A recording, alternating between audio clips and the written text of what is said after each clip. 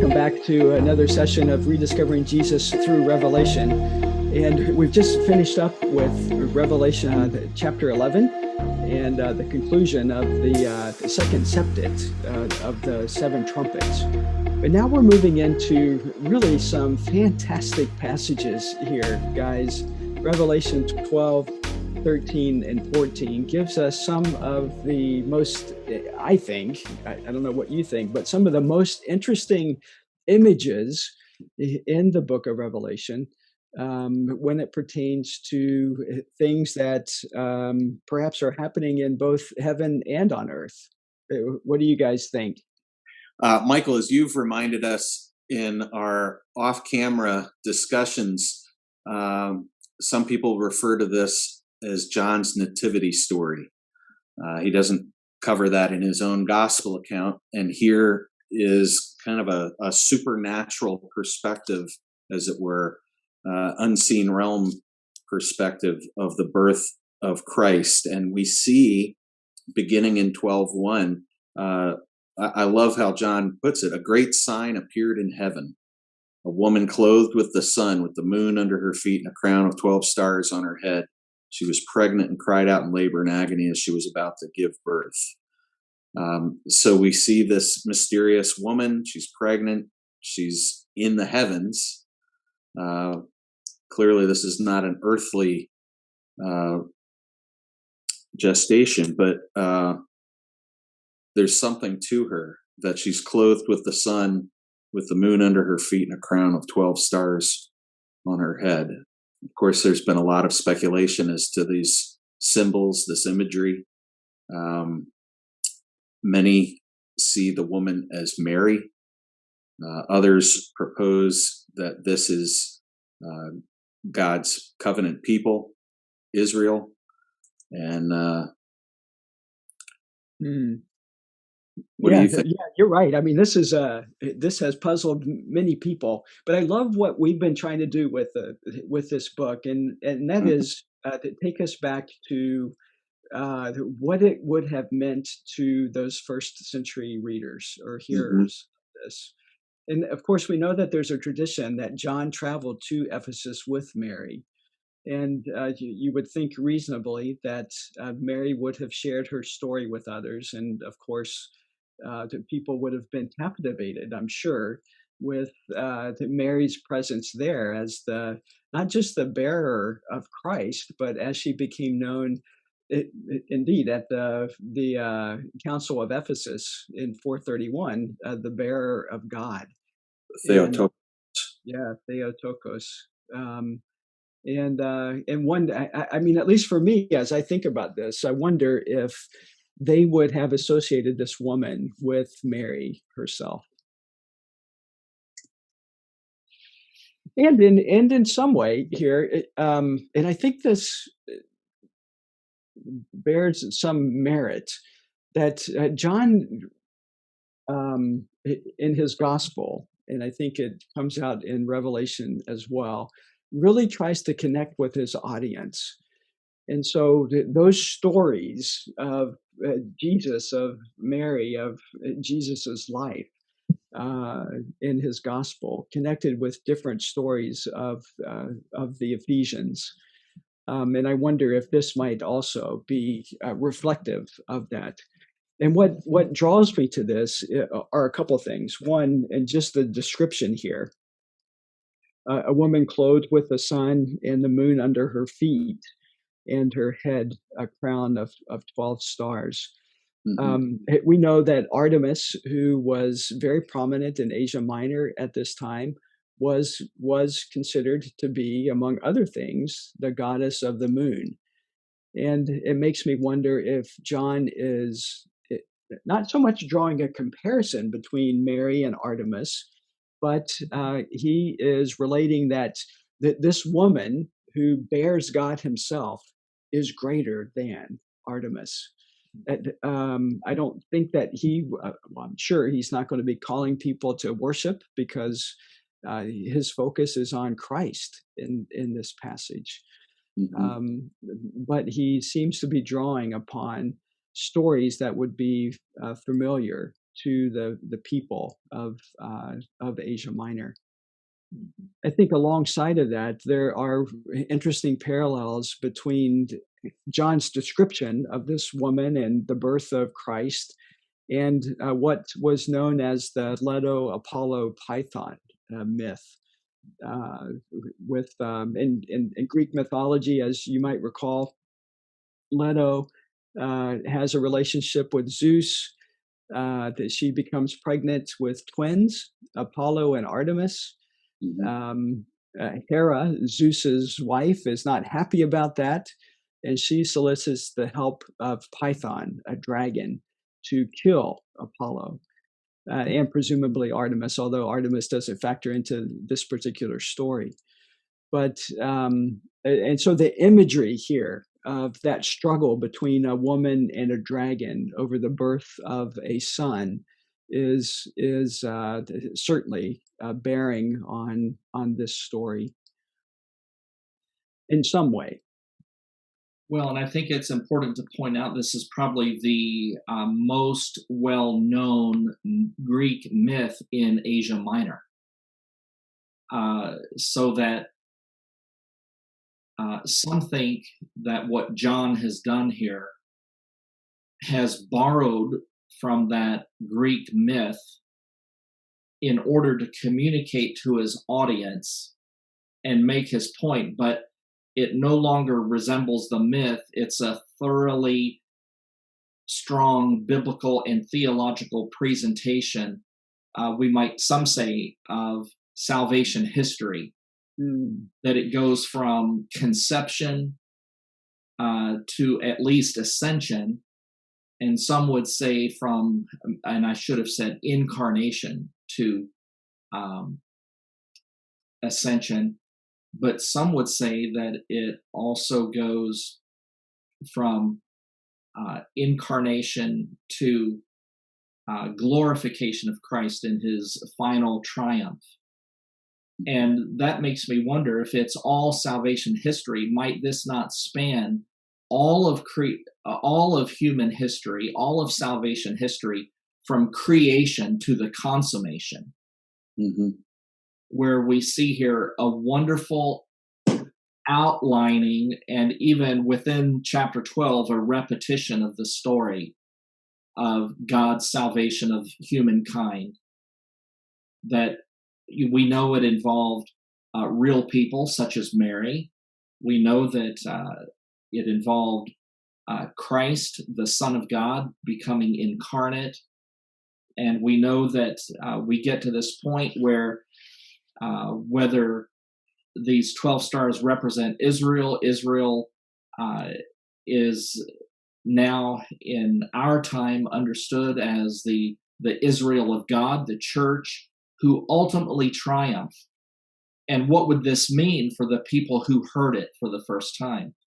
And Michael, I think your analogy or your reference to the myth, the myth that you just related, is that this would be so fresh in their mind they couldn't help but make all sort of connections, as you have suggested. And again, we're in Revelation with apocalyptic literature that fires the imagination, and these imaginative synapses are just bursting. They're popping on every word and image. Right. Yeah. And wouldn't it be even more so? I mean, if you think about this, that they would have known Mary. She is a real woman who gave birth to Christ, who gave birth to this male child. The myth of Leto, Apollo, and Python is just that. It's a myth. Nobody has ever seen Leto. Nobody has ever seen Apollo except in statues, and Python as well. And so this is altogether different than that myth. And I think John rightly brings it up, saying, hey, this is the reality here of this story.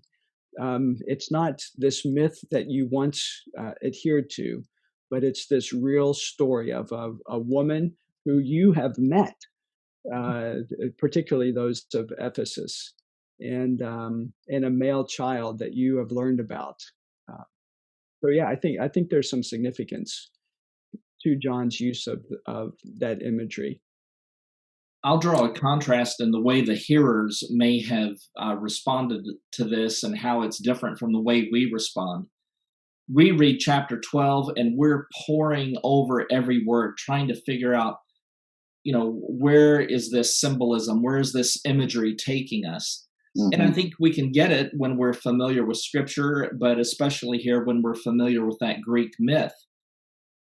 But while we're poring over the page, as I've done for hours, trying to read different commentaries or different resources about, man, what does this mean? Where is it taking us? The people who first heard it, their faces were up, their eyes were wide, and they were bright, and he had their attention. Mm-hmm. He had them in the palm of his hands. He was speaking their language. Mm-hmm. And yet it was so unlike the myth that they heard. And again, these are people, the primary addressees were people who were really in a bad place, not ready for the trial and things that were to come, but knowing that they had to bear witness with their lip and with their life.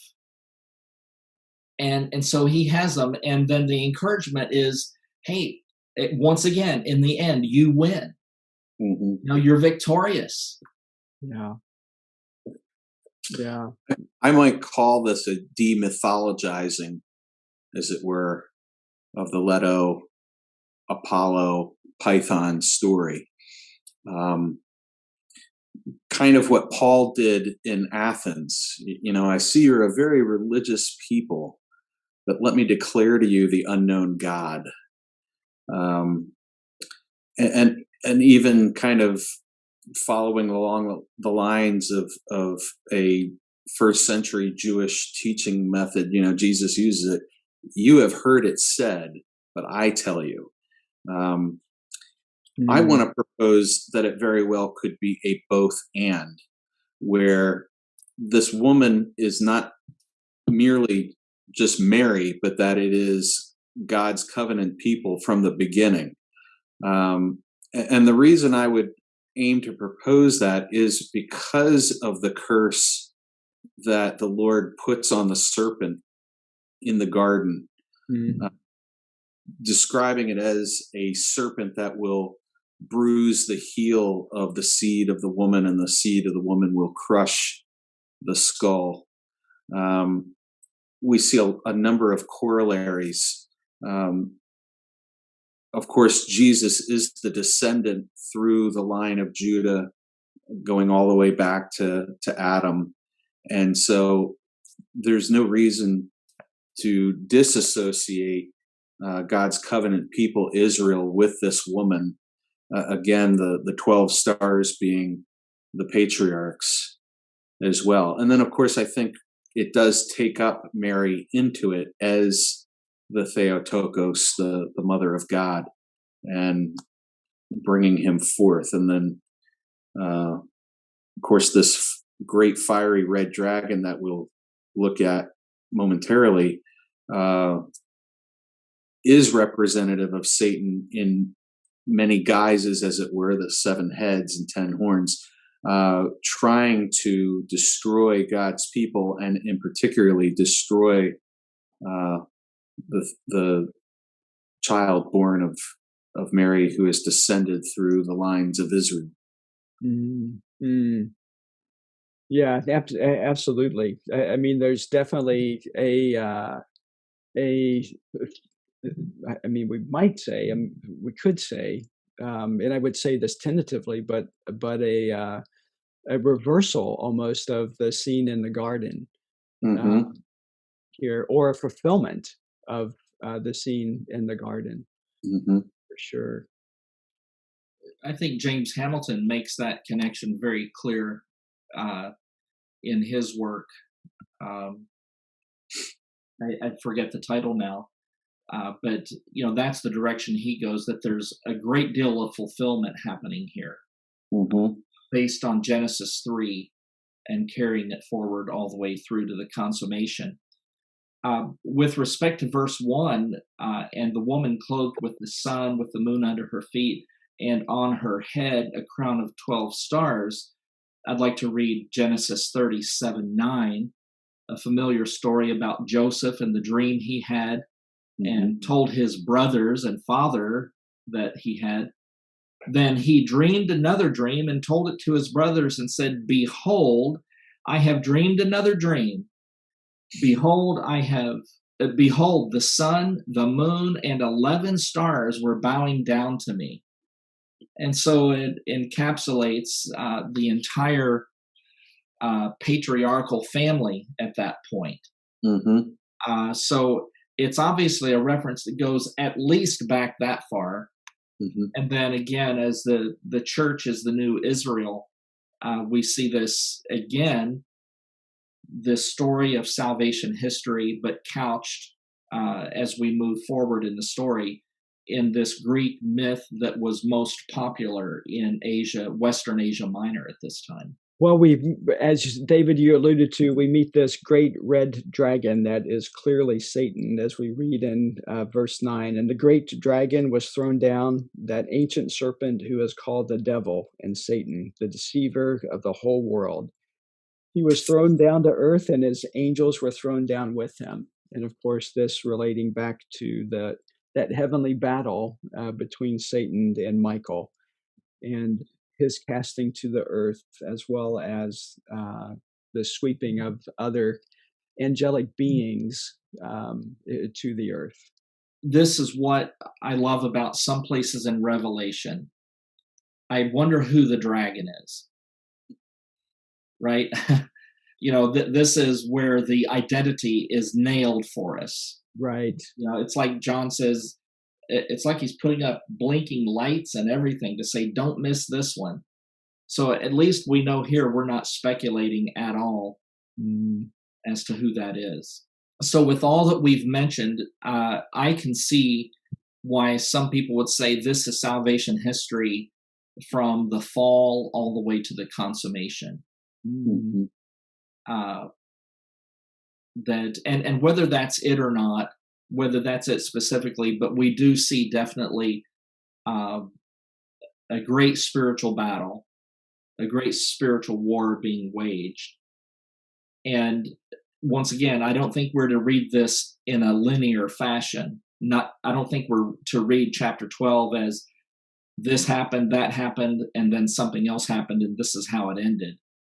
I believe even within these sections, the ESV divides this up between verses 1 to 6, 7 to 12, and then 13 to 17. I think within this chapter, we also see recapitulation. In other words, Satan is really defeated. And right. The way he approaches fighting this war, he gets defeated himself. The beast from the sea gets defeated. The beast from the earth gets defeated. God's people are victorious in the end. Good. And we have this emphasis here too in verse 10. John hears a loud voice in heaven saying, "Now the salvation and the power and the kingdom of our God and the authority of his Christ have come. For the accuser of our brothers has been thrown down, who accuses them day and night before our God. And they have conquered him by the blood of the Lamb and by the word of their testimony. For they loved not their lives unto death. Therefore rejoice, O heavens, and you who dwell in them. But woe to you, O earth and sea, for the devil has come down to you in great wrath, because he knows that his time is short." Don, you alluded in our last session to this notion of Christus Victor, and certainly we see this here. Christ is victorious. His authority reigns here, but that doesn't mean that we are somehow what's the word I'm looking for? That we are somehow exempt from the attacks of the accuser. This is real. that's going on. And yet we can rely upon Christ's authority to overcome. The question that comes to my mind is, when does this battle take place? When is the victory won? Is there a terminus a quo, when it begins, terminus ad quem, when it ends? What say ye?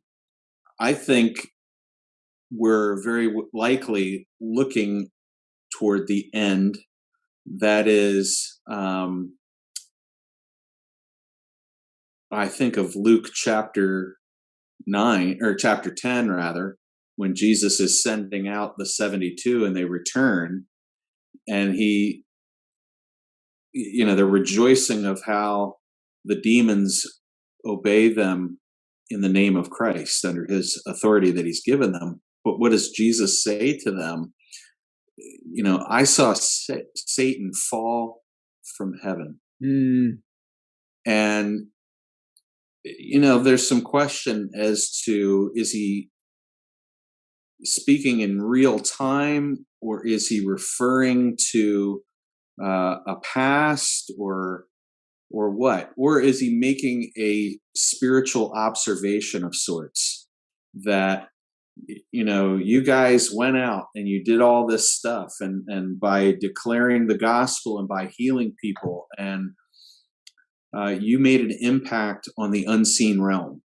And as a result, Satan has lost ground. I tend to think that this is going to sound weird, if not contradictory, but I think he's using figurative language to speak of a literal event. What exactly it means, I think, is way above my pay grade. But all things being equal, we know that Satan has been on earth before. I mean, he was there in the wilderness to tempt Jesus. So to say that he's been thrown down from heaven and, woe to the earth and the sea because he knows his time is short, I'm not sure how we should interpret that.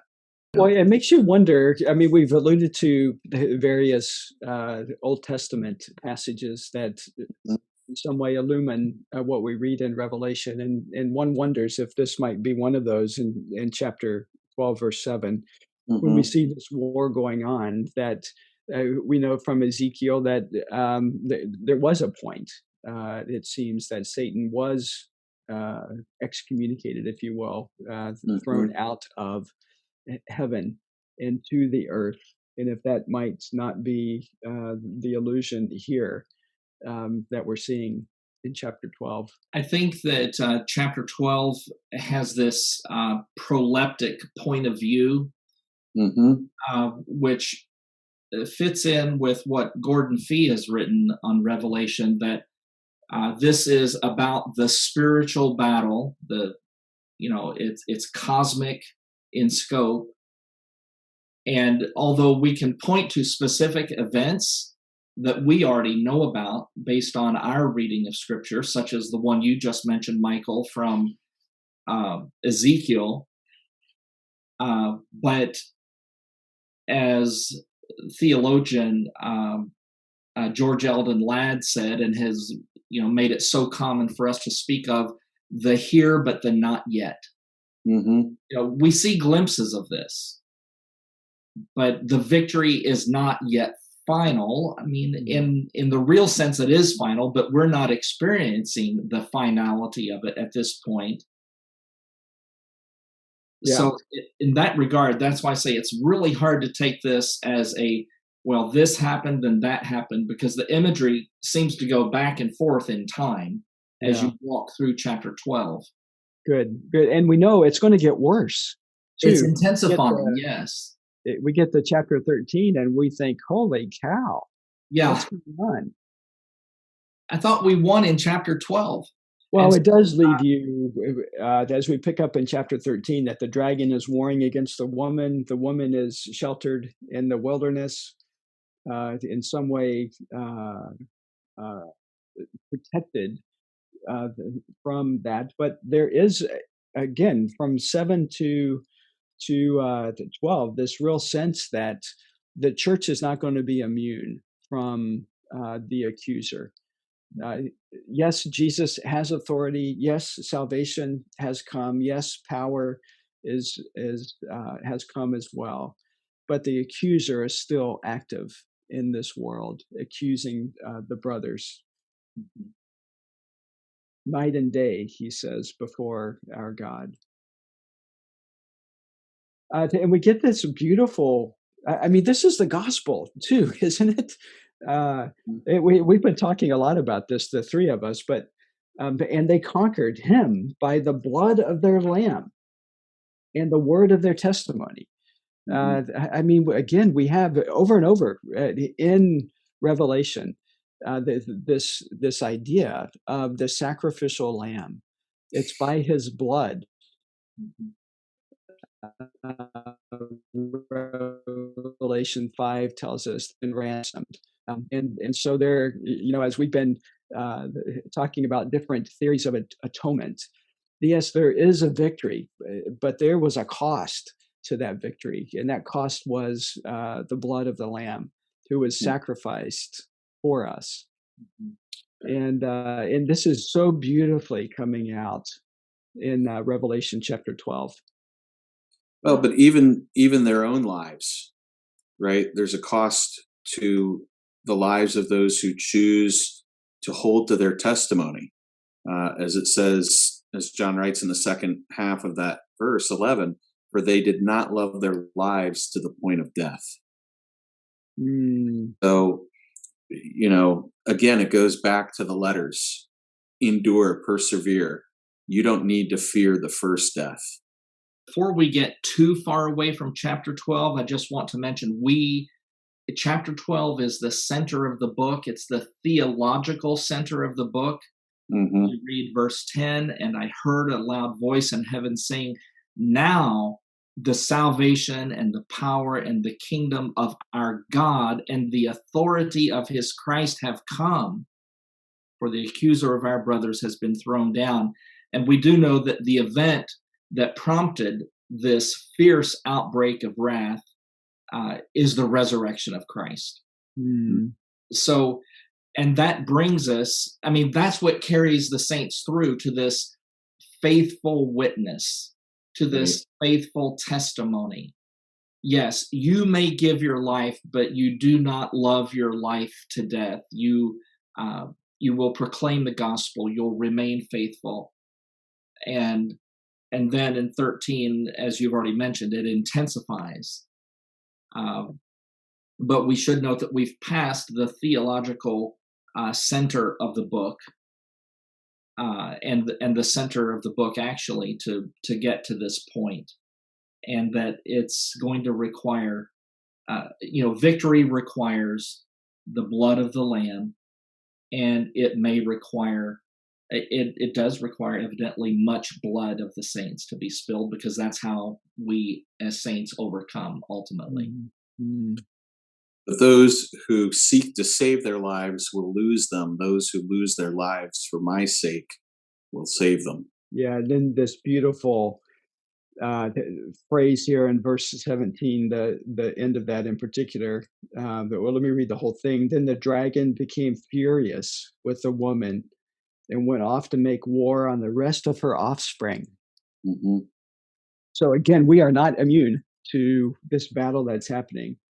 On those who keep the commandments of God and hold to the testimony of Jesus, and he stood on the sand of the sea. And so, if I hear you correctly, you understand that to say that we as Christians are not exempt from persecution and tribulation that will come. Yeah, precisely. Yeah, I think that's so absolutely key.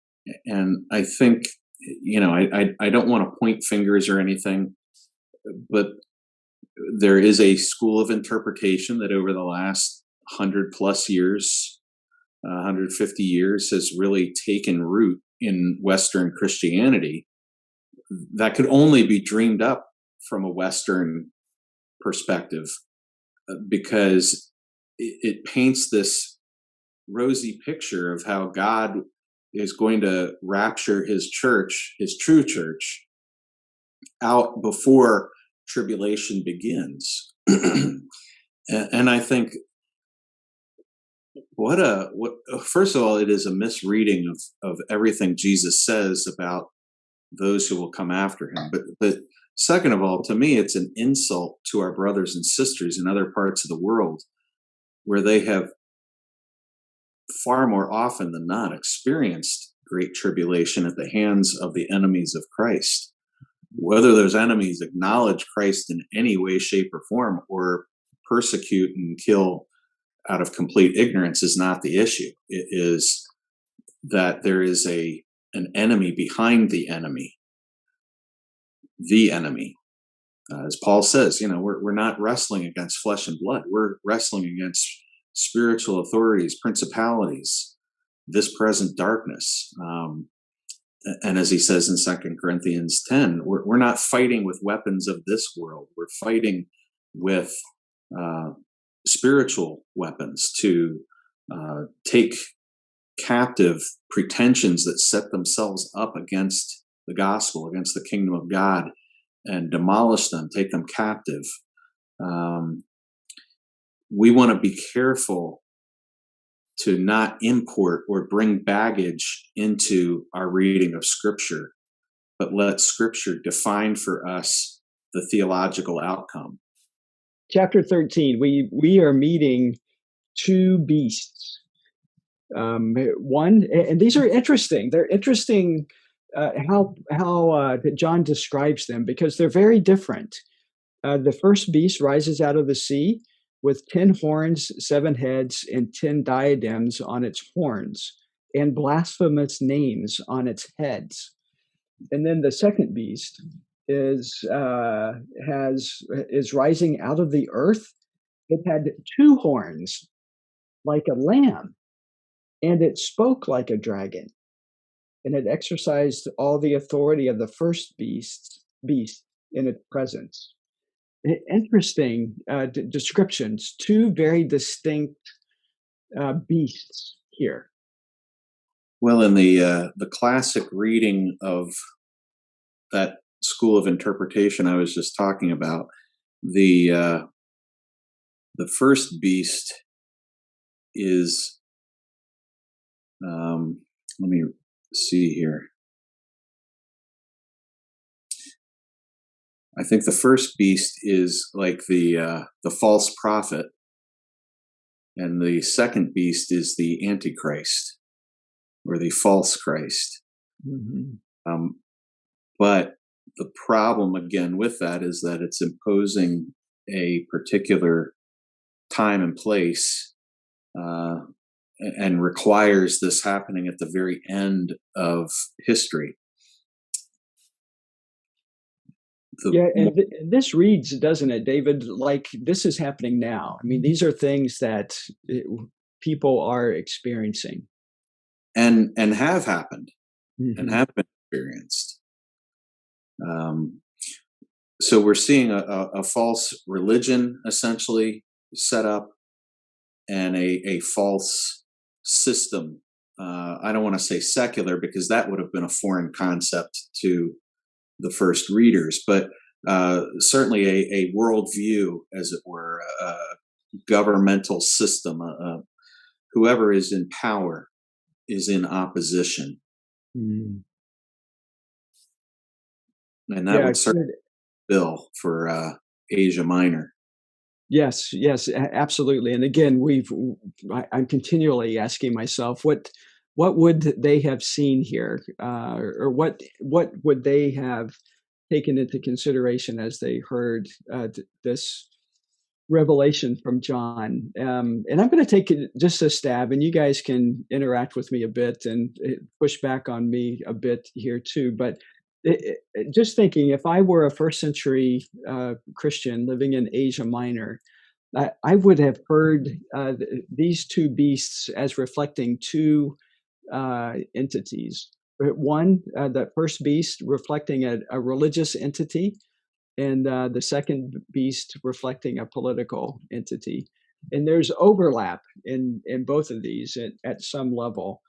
But that first beast with 10 horns, 7 heads, 10 diadems on its horns, I think is religious because of what we see in regards to this beast having diadems and the other beast not having diadems.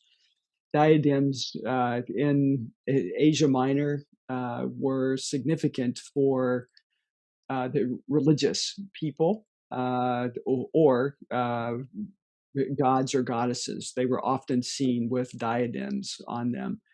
They were unique in the sense that you didn't often see politicians represented with diadems, although in later times we do see that. There are occasions, however, where, and this goes to what we've been talking about in regards to emperor worship, where some emperors would be portrayed on coinage with diadems, if not in some form of a statue. And from what I understand, in the Temple of Ephesus in the first century, there was not only a statue of Artemis, who, of course, has a diadem, interestingly enough, with 10 figures on it. Whether or not these would be the 10 horns, I don't know, but there were certainly 10 figures on that diadem. But there was also a representation of Philip of Macedon with a diadem. And so you see the beginnings of this blending of emperor worship. Although in the city of Ephesus, we have to note that Artemis was of such a figure that Ephesus was passed over as a site of a temple specifically for emperor worship, out of concern that Artemis would be too prominent to merit or allow the facilitation of worship of an emperor. But that being said, it seems to me that what we might be seeing here is either the beast representing Artemis. I mean, my mind goes to 1 Corinthians 15:32, where Paul says that he's fighting the wild beast in Ephesus, which is certainly a reference to Artemis. The 10 diadems could represent the 10 different deities that were worshipped in Asia Minor, including Zeus and Apollo, Dionysus, and several others. The 7 heads perhaps representing the religious leaders of the 7 cities. But again, I mean, the danger with this, of course, is reading too much into these images. And then the second beast being more of a political nature. And this especially comes out in verse 16, that this beast, it says, also it causes all, both small and great, rich and poor, both free and slave, to be marked on the right hand or the forehead, so that no one can buy or sell unless he has the mark, that is, the name of the beast or the number of its name. And of course, many have alluded to this as being a reference to coinage of that time that would have the mark of an emperor on it. And so there seems to be perhaps a reference here to some type of political entity. Can we go back to the first beast for a moment? Yes, please. One of the things I think that's worth drawing attention to is 13:2. The beast I saw was like a leopard; its feet were like a bear's, and its mouth was like a lion's mouth. I have read in a few commentaries, and Beale may have been among them. Well, he definitely was, but whether he may have alluded to this, but I'm in agreement with those commentaries at this particular juncture that, pardon my French, but this is kind of a bastardization of the four beasts associated with the gospel. Those four beasts that surround the temple, or not the temple, the throne rather. That this is satanic mimicry, as it were, of those. Satan cannot copy directly, so he mimics. He does these false images that are meant to capture people's attentions and imaginations. Since we've seen the four heavenly beasts alluded to already, here is Satan's copycat, as it were. It's just amalgamated into one beast rather than four separate ones. So much going on here once again, and I would like to say things at this point that I think complement what both of you have said. But as a preface, I would like to say that we see here in chapter 13 how Satan fights.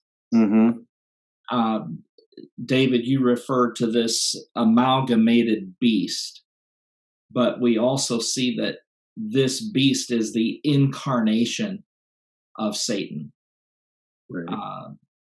Verse 4, they worshipped the dragon, for he had given his authority to the beast, and they worshiped the beast. And so that's very clearly the religious side of it, Michael, as you referred to. And to what degree it was emperor worship combined with the Eastern mystery cults is a bit of a mystery, but it seems to be plain that that is something that's happening. You know, was it 60-40? Was it 70-30? Which way, which side? We don't know. But well, Don, if I would interject, as you've pointed out so frequently, I mean, this is all mixed up. There's a syncretism that's going on here that John isn't necessarily trying to bifurcate here to separate out these pieces. Right. But he's saying that, look, hey, this stuff is going on here. Yeah, definitely. And well, don't see that could be an amalgamation of all these different things going on, opposing the gospel, for all we know. Sorry, Don, I didn't mean to interrupt you there. No, that's okay. But we see that all the way from chapter 2, don't we? You know, the oracles to the churches. Hey, you know, you need to repent. Most of you do. And I'm concerned that you're not ready. But there's even, just notice the correlation, Michael, particularly in verse 7, and authority was given it, that is the beast, over every tribe and people and language and nation. Well, that's the gospel's domain. You know, that's the missionary heart. And I think what we see is that this message of the first beast, the gospel, the false gospel of the first beast, is every bit as aggressive as the gospel ought to be in our witness today or in that day. Even that verse makes me wonder about the timeline. Because I mean, this is stuff we see happening in Genesis. This is like Tower of Babel, whatnot. It's all very murky what we're looking at because we're so far removed. But you know, in the least, it's fun to wrestle with this stuff. But you know, in terms of really trying to get a grasp on what's happening here, I think the point is less to develop a fully formulated schema, interpretive schema, as much as just come to the realization that, you know, Satan's got his claws in everything and he's come to play hard, so to speak. He's pulling any punches and he is out for blood. Yeah, and hence in verse 10, John says, here is a call for the endurance and faith of the saints. Which certainly takes us all the way back again, as Don reminded us, back to the 7 letters to the 7 churches. And we're going to see that repeated in 14:12. In other words, I can almost hear John saying, all right, now, well, I can read him. I can actually read and hear him saying, I've told you what's going to come. And if you are a saint, you're going to be called upon for endurance, persevere in your faith. P.S. even until death. Right. But what we see here in 13 is the shift, the focus on worship has shifted from the heavenly to the earthly perspective. And so in verse 4, verse 8, verse 12, verse 15, we have this mention of worship, but it's all focused around the first beast, who is the incarnation of Satan. And David, I believe you brought this up either the 2 podcasts ago about the false trinity. So not only do we have the amalgamation of the beast, a copy of what is a very poor copy of what's in the throne room and presence of God, but here now he is making it so clear you're on one side or the other. There is authentic, true worship of God, and then there are those who are going to sell out to Satan. I mean, it's literally Satan worship, although it's not going to look the way we see it in horror movies. Right. It'll be much more subtle, deceptive, dare I say it. Yeah. I don't want to leave anyone the impression that I watch horror movies, but I do have enough cultural awareness to make that perceptive comment. So, verse 8, all who dwell on earth will worship it. Verse 12, and make the earth and its inhabitants worship the first beast. Verse 15, so that the image of the beast might even speak and might cause those who would not worship the image of the beast to be slain. Now, who is that going to be? Those he wrote to in chapter 2 and 3. And that theme of false worship continues into 14. I'll just, as a preview, say verse 9 and verse 11 as well. If anyone worships the beast and its image and receives a mark on his forehead or on his hand, he will also drink the wine of God's wrath. Verse 11, these worshipers of the beast and its image and whoever receives the mark of its name. So it's just such a stark contrast between what we saw in 4 and 5, chapters 4 and 5. The worship around the throne. But now that Satan has this, he's sort of let loose. I don't know how limited he was before, but he's doing his very best here he's doing his best to do his worst. Yeah, and so, other parts of this description make us, or at least makes me think in terms of he's almost disguising himself, or the beast is being disguised as some type of savior figure.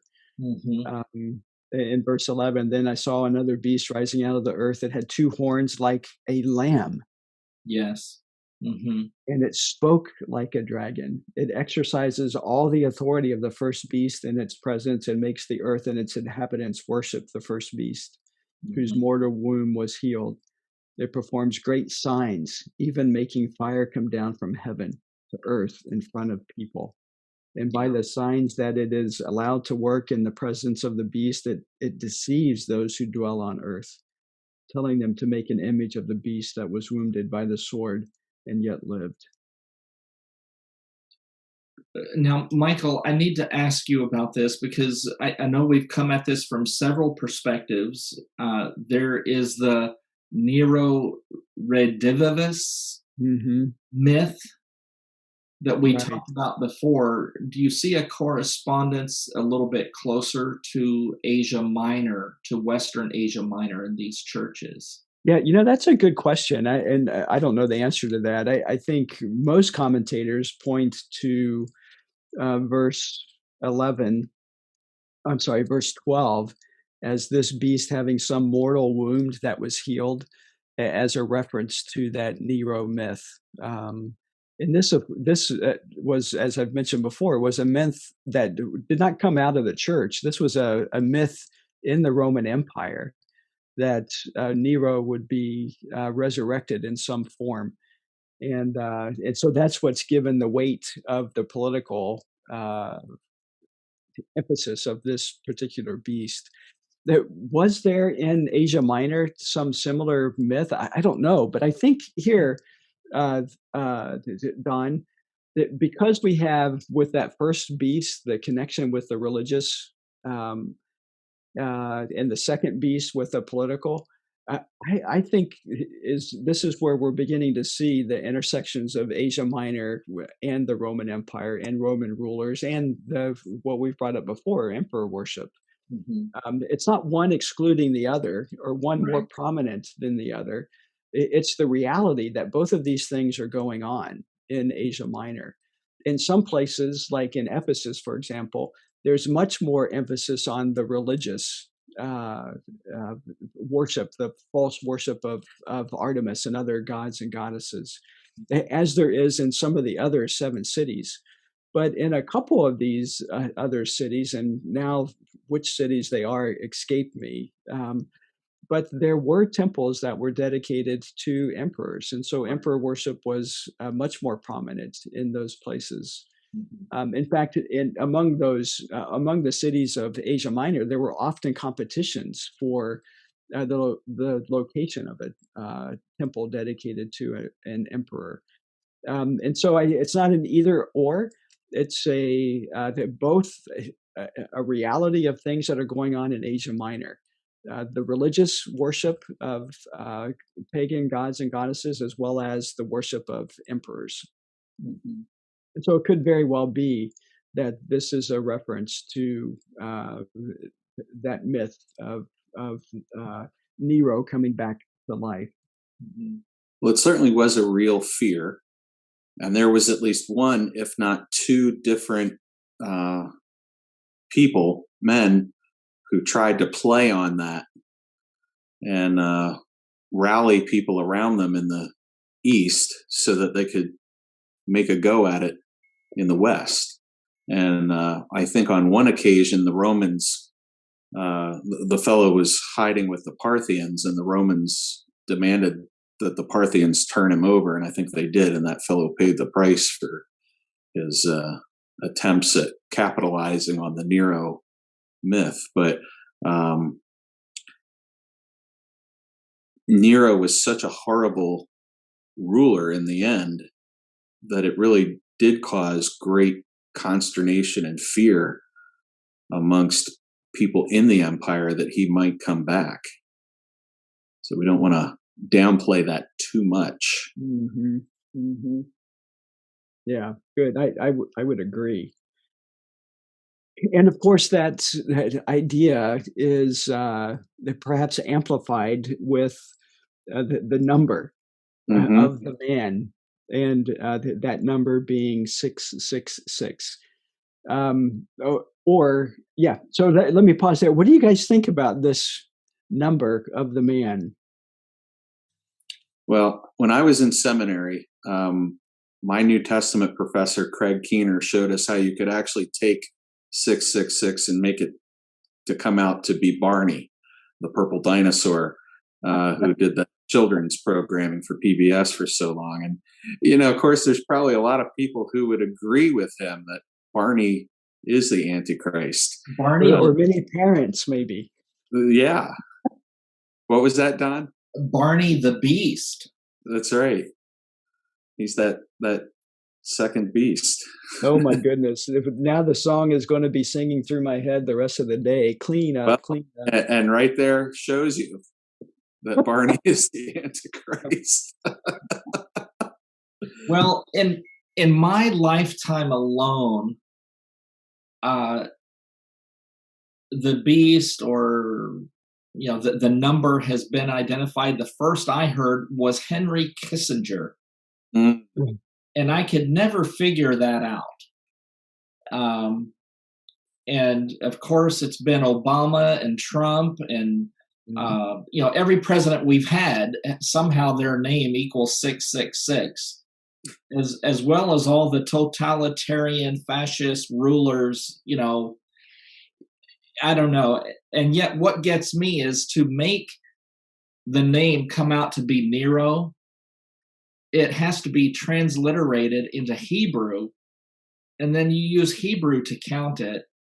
And I'm thinking, how many people there were synagogues in Asia Minor, and they had strong synagogues, and they had a well-developed community, but they weren't under threat. Mm.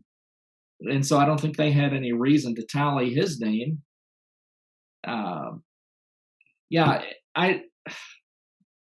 I've said nothing, and I've said too much. Well, it's definitely a puzzle here, and one that people have attempted to figure out. And like you've referenced, there have been many who have been suggested as representative of this number. And historically speaking, I mean, as far back as Irenaeus in the late 2nd century, he was speculating to a number of names. Never did he come to the conclusion of Nero, or for that matter, I don't think of any Roman emperor. And there were others that also had different ideas about who these could be. Victorinus being one, of course, in his commentary on chapter 13, writes about who he thought this could be, or at least titles of who it could be. And again, it was the different forms of numerology, taking letters equivalent to numbers and spelling out various names. And but here's one of the things that I find interesting is that we translate this in our English with numbers, 666, 666, 3 numbers. In Greek, it's not translated that way. It's written out, 666. Mm-hmm. And that strikes me here, that John didn't use, of course, they didn't have necessarily a numerical system, at least in Arabic numbers. I think there probably was a Greek system for numbers that corresponded to letters. But this in Greek is written out, 666. Any significance do you think to that? Well, I don't know. I mean, we know the Latins had numbers, symbols for numbers, but the Greeks did not. Is that our conclusion? Oh, that's not in the same way. Yeah. Right. Yeah. So how did they? Yeah. Well, my mind's going too many different directions, but this may be an English translation issue, right?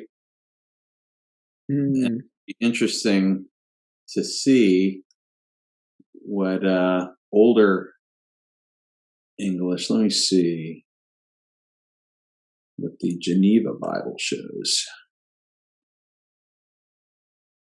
Yeah, see, it's interesting. The Geneva Bible says, and his number is 636. Well, that ruins that interpretive schema, doesn't it? Yeah. Well, it's an interesting issue here, and it might very well be one of those interpretive things in the English. But it makes me wonder, what was John's intention here in giving us this number and whatever it means? Are we supposed to figure it out? Is there enough here for us that we don't need to figure it out? That we need to take the warning that he gives us, the awareness or what he's alerting us to, that there are going to be these struggles. The church is going to be working through them, is going to suffer through them as well. And we are to always remember our call to faithful living. Well, as Don reminded us earlier, 13:10, this calls for endurance and faithfulness from the saints. We are to be innocent as doves and sly as serpents, but we're not to fight fire with fire. We're to endure. We're to be faithful. We are to be people of the blood of the Lamb, the people of the word of our testimony concerning Jesus. And I think how much time, energy, and resources are wasted because the church spends more time speculating on these things rather than producing disciples who can go out and be faithful and persevering, rather than kind of hide out in our ghettos and read the National Enquirer in one hand and the Bible in the other. Is that too harsh? Forgive me if it is. Well, yeah, we are captivated by these kinds of puzzles. I think it's just human nature, for good or bad, right or wrong. But yeah, I mean, I agree. The whole thrust of Revelation is to call the church to faithful witness, and yeah, that cannot be lost in this. But often, like you said, David, we do get distracted by these things, and we get sidetracked in what it is that we're called to be. A contemporary observation is that some have said in recent days that the injections for the COVID virus contain a chip. Yes. And it just shows you how wild the imagination goes. I'll let you know right offhand, I don't see any truth in that statement, but I would tie it back to, let me see, chapter 6, where we have the seals opened and we have the situation on earth for both those who follow Christ and those who don't, that there will be financial distress, civil unrest, bloodshed, murder, famine. And I wonder if this somehow comes into play, that resources are so short during this time that we come to a situation where all, both small and great, both rich and poor, both free and slave, are to be marked on the right hand or the forehead, so that no one can buy or sell unless he has a mark. That is the name of the beast or the number of his name. If this is just a connection with that, saying that somehow there's going to be a limitation of resources, and you have to be an inside worshiper of Satan in order to have access to those resources, be it food and water or whatever it might be. And here, as with other numbers, we pretty much came to the conclusion that 144,000 did not necessarily mean that number, 12,000 times 12,000, but that it would make us think of a great number of people.